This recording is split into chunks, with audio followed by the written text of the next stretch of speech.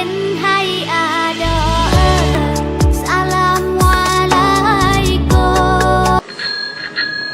Assalamualaikum warahmatullahi wabarakatuh. Bertemu lagi bersama saya di channel RJ Saprul Muling. Terima kasih buat teman-teman yang sudah melakukan subscribe, like, dan share video ini. Tonton video ini sampai selesai ya.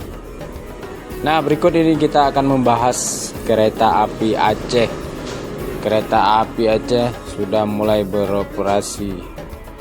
Kereta api Aceh ini stasiunnya dari Krunggoku sampai Grogol Birun Aceh Utara. Kereta api ini diberi nama kereta api Cut Mutia yang diambil dari nama seorang pahlawan nasional Indonesia asal Aceh.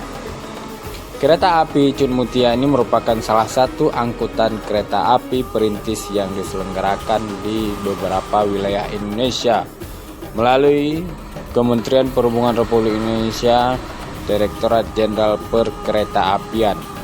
Oleh karenanya, masyarakat yang ingin menggunakan kereta api ini hanya dikenakan biaya sebesar Rp1.000 per orang.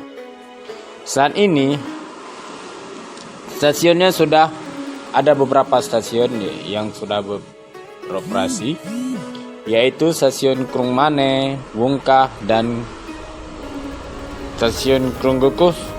Yang baru ini ada stasiun Grogol Utablang Grogol di Kabupaten Birun. Nah,